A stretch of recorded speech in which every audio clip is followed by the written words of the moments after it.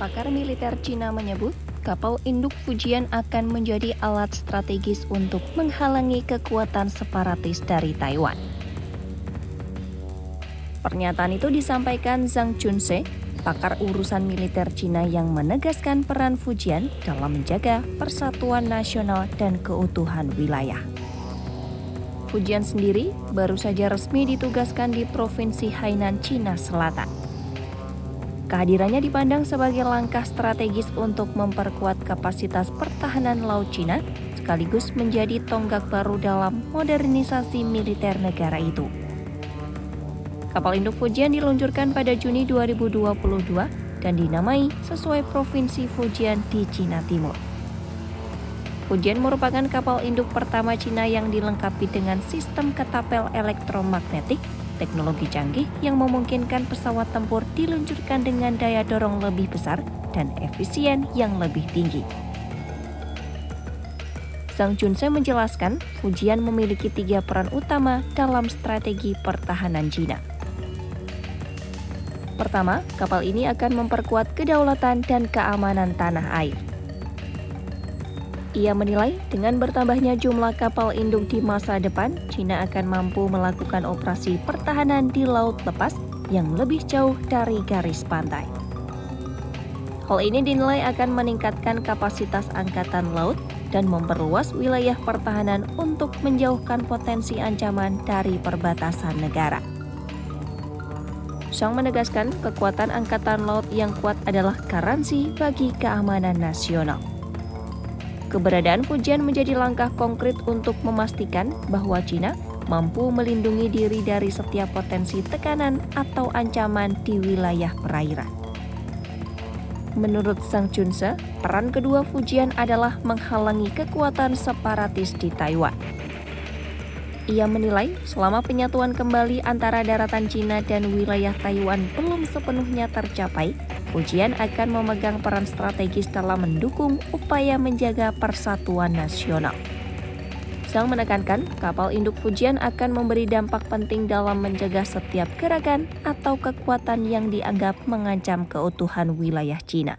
首先要维护我们的主权安全。未来我们有更多的航母以后，我们可以在远离我们国土海岸线的这远海来执行防御作战，把我们的防御作战纵深来扩大，达到拒敌于国门之外的目的，确保我们国家本土的安全。中国台湾还没有实现完全的统一，所以我们这个航母，当然我们可以用在震慑台独这武装这上面，在维护国家的统一方面发挥作用。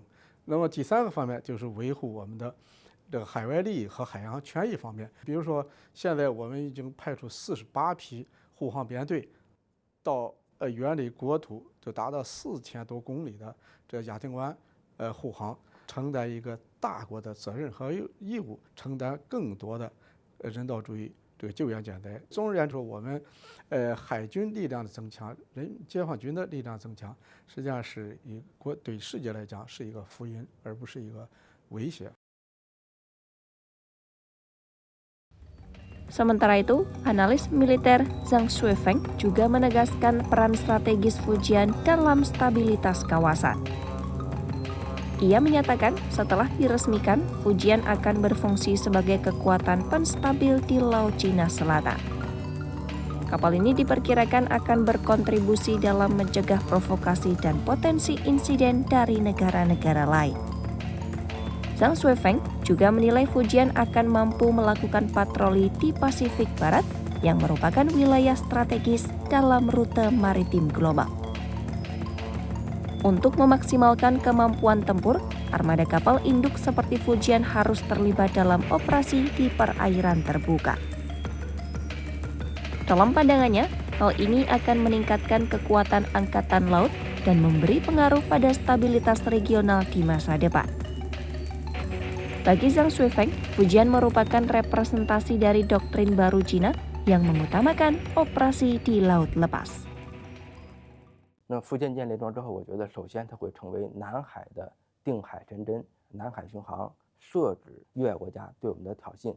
其次呢，福建舰编队也可以在西太平洋进行巡航，要想充分发挥航母编队的作战效能就是要到大洋上去，特别是在未来可能的维护祖国统一的战斗中。 Kapal induk ini dipandang sebagai simbol dari pergeseran strategi pertahanan Cina dari pertahanan pantai menjadi pertahanan terbuka yang mengandalkan kekuatan maritim. Dalam konteks teknologi, Fujian menjadi kebanggaan baru bagi Cina. Sistem ketapel elektromagnetik yang digunakan Fujian memungkinkan pesawat tempur lepas landas dengan cepat lebih tinggi dan beban lebih berat. Dengan teknologi ini, Cina memasuki era baru dalam desain kapal induk yang setara dengan negara-negara dengan kekuatan laut terbesar dunia. Fujian juga memiliki dek pesawat yang lebih luas, hanggar yang diperluas, dan sistem kendali tempur digital yang terintegrasi. Fasilitas ini memberikan kemampuan koordinasi yang lebih efisien antara pesawat tempur dan unit pengawal lainnya. Zhang Shuifeng menegaskan, untuk mencapai efektivitas tempur maksimal, kapal induk seperti Fujian perlu terlibat dalam misi operasi jangka panjang, termasuk dalam situasi potensial yang berkaitan dengan penyatuan nasional.